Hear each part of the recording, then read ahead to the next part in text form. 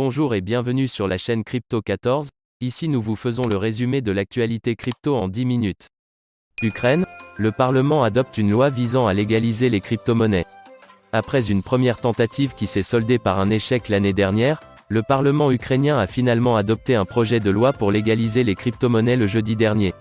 La nouvelle a été annoncée sur Twitter par le vice-premier ministre ukrainien et le ministre de la Transformation numérique Mikhailo Fedorov. Elle intervient dans un contexte de forte adoption des crypto-monnaies dans le pays, ces dernières étant plus utilisées au quotidien que la monnaie locale. Des actifs réglementés, mais pas reconnus comme une monnaie légale. En septembre dernier, le Parlement ukrainien avait déjà adopté une loi légalisant les crypto-monnaies. Un mois plus tard, le président Volodymyr Zelensky s'y est opposé, estimant que le pays ne pouvait pas se permettre de créer un nouveau système réglementaire pour gérer les crypto-monnaies. Le Bitcoin BTC pourrait valoir 300 000 $. Les analystes continuent de faire des séries de prévisions sur le cours du Bitcoin BTC. Tandis que des professionnels croient que le BTC aura du mal à se relever de sa tendance baissière, pour d'autres, le roi des crypto-monnaies n'attend que le bon moment. C'est aussi ce que pense le milliardaire Kevin O'Leary. Le Bitcoin BTC prendra de la valeur. Au cours d'une interview qu'il a réalisée pour Stansberry Research, le milliardaire Kevin O'Leary a donné son avis sur l'évolution du prix du roi des crypto-monnaies. Il a précisé que selon lui BTC pourrait prendre de la valeur à une et une seule condition, les investisseurs institutionnels doivent être autorisés à acheter des crypto-monnaies. À un moment donné dans les 2 ou 3 prochaines années, les régulateurs américains vont se prononcer sur les crypto-monnaies. Et ils statueront d'abord sur les stablecoins et le Bitcoin lui-même. Vitalik Buterin poursuit sa transition vers un rôle d'intellectuel public. Cofondateur d'Ethereum, Vitalik Buterin se retire progressivement du développement actif de la blockchain et se tourne vers un rôle d'intellectuel public. Il a confirmé une nouvelle fois cette transition lors du discours d'ouverture de la mini-conférence ETH Denver de Chelin, jeudi dernier. L'intéressé a notamment annoncé la sortie d'un livre et développé des théories de développement dans différents domaines technologiques. L'importance des fondements intellectuels dans le développement de la blockchain. Dans un exposé intitulé The Theory Blockchain, Vitalik Buterin s'est permis d'aborder les différentes théories qui permettront de faire progresser continuellement la blockchain. Il est notamment revenu sur les anciens propos de Peter Thiel qui affirmait que la crypto est libertaire, l'intelligence artificielle est communiste. Multichain annonce un plan de remboursement pour les victimes du piratage subi par le protocole. Multichain vient d'annoncer qu'il était parvenu à récupérer près de 50% du total des fonds volés à la suite du hack du mois passé. Le protocole en a également profité pour dévoiler les conditions autour de son plan de remboursement des victimes ayant perdu des actifs à l'occasion de la cyberattaque. Les détails dans la suite. Les utilisateurs sont invités à révoquer les approbations des smart contracts. Il y a un mois, l'expert en sécurité d'Adobe a alerté Multichain au sujet de l'existence de 2 vulnérabilités dans les smart contracts de son pool de liquidités. Après vérification, l'équipe du protocole a conseillé aux utilisateurs de révoquer les approbations des smart contracts concernés afin de limiter immédiatement les dégâts. Les vulnérabilités étant toujours présentes, cet avertissement a incité les pirates à les exploiter pour siphonner plus de 3 millions de $ d'actifs crypto. Binance rejoint l'association des banques de Russie. Tandis que de nombreux pays continuent de réfléchir sur la position à adopter face aux crypto-monnaies, la Russie, elle, veut passer à la vitesse supérieure. L'Association des banques de Russie a récemment informé le public qu'elle va créer un centre qui sera composé d'experts, dont l'activité sera de préparer le terrain pour la définition des règles en matière d'utilisation des crypto-monnaies dans le pays. L'équipe qui sera mise en place sera pilotée par des professionnels de la bourse de crypto-monnaies Binance. Binance rejoint l'Association des banques de Russie. Pour des questions de licence, Binance a interrompu ses activités dans certains pays comme Israël. Pour autant, tout n'est pas fini pour la plus grande bourse de crypto-monnaies en termes de volume de transactions, puisqu'elle continue de renforcer les liens qui l'unissent à la Russie. Jeudi, Binance a révélé qu'elle est devenue membre de l'Association des banques de Russie. La Maison-Blanche se prépare à faire une annonce sur les crypto-monnaies.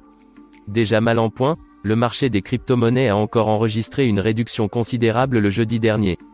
La valeur de plusieurs actifs numériques a diminué alors que les experts s'y attendaient le moins.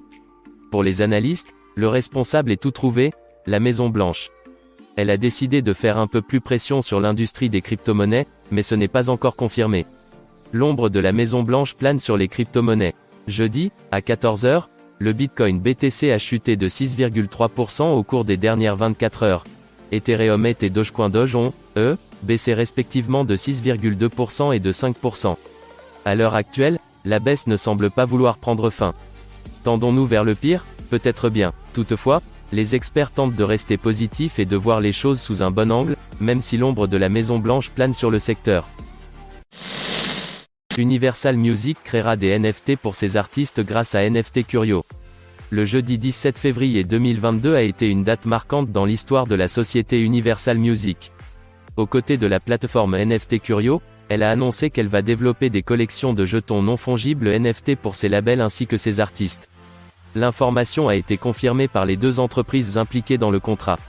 Les raisons du choix de faire des NFT. L'accord entre Universal Music Group et la plateforme NFT Curio constitue une avancée majeure vers une nouvelle source potentielle de revenus pour la plus grande société de musique au monde. Comme ses rivaux, Universal Music ne peut compter que sur les rentrées financières générées par ses artistes pour vivre. À une époque où le marché subit de profonds changements avec l'arrivée des NFT, il y a lieu qu'elle se réinvente. C'est justement ce qu'elle prévoit de faire. Bitcoin BTC, la sénatrice Cynthia Lummis conseille la Fed à en acheter. Une excellente idée, c'est ainsi que Cynthia Lummis a qualifié ce conseil poussant la Réserve fédérale à acheter du Bitcoin. À noter que cette sénatrice américaine du Wyoming s'est offerte son premier BTC en 2013. Intégration imminente du Bitcoin dans le bilan de la Fed? La sénatrice Cynthia Lummis aurait pris la parole lors d'un panel organisé par la fondation Orin GH jeudi dernier. À l'occasion, elle a exhorté la Fed à acheter des bitcoins. Je pense que c'est une excellente idée pour être honnête si la Réserve fédérale achète du Bitcoin. Sachant que cette institution détiendrait, à l'heure actuelle, plus de 40 milliards de dollars de réserves en devises étrangères. Notons que ce panel discutait de l'avenir de la crypto-économie, et il avait comme modérateur Matt Sandgren, directeur exécutif de la fondation Hatch. La transition vers le Web 3.0 s'annonce déjà compliquée pour Meta. Au début du mois, Meta a procédé à la présentation de ses comptes trimestriels qui indiquaient une chute importante de la valeur des actions de la société. Depuis le début de l'année, l'entreprise de Mark Zuckerberg a vu ses actions perdre plus de 45% de leur valeur. Les perspectives à moyen terme ne sont pas forcément bonnes pour Meta dont le modèle économique ne cadre pas vraiment avec les caractéristiques du Web 3.0. Explication. La décentralisation du Web 3.0 devrait nuire à la monétisation des données sur Meta. Meta connaît actuellement l'une des pires contre-performances subies par une société cotée en bourse, après avoir dépassé pour la première fois le $1 trillion de capitalisation boursière. Celle-ci pourrait d'ailleurs s'accentuer dans les prochains mois en réponse à la dernière annonce faite par Google. Super Bowl 56, trop de succès publicitaire a mis à terre le serveur de Coinbase. Coinbase a signé dû payer un chèque de 7 millions de dollars pour voir son spot publicitaire d'1 minute apparaître pendant le Super Bowl 2022. Pour attirer plus de clients vers son site web, la société d'exchange de crypto-monnaies a fait rebondir un code QR sur l'écran. Résultat, le site était tombé en panne en raison d'une très grande affluence. 7 millions de dollars pour une publicité à la mi-temps du Super Bowl. Un confrère de chez Cointribune a recensé 5 publicités crypto ayant été diffusées à la mi-temps du Super Bowl américain. Parmi elles figurait celle de Coinbase qui prenait la forme d'un code QR coloré flottant d'un bord à l'autre de l'écran. Cela rappelait aux nostalgiques l'ancienne icône DVD qui clignotait sur l'écran. Pendant 60 secondes, les gens ont eu l'occasion de scanner le QR code qui les orientait vers un lien leur permettant de s'inscrire sur le site de Coinbase. Voilà, c'est tout pour ce résumé des actualités. Si tu as aimé, like, commente et abonne-toi pour recevoir nos prochains épisodes et à bientôt pour une prochaine vidéo.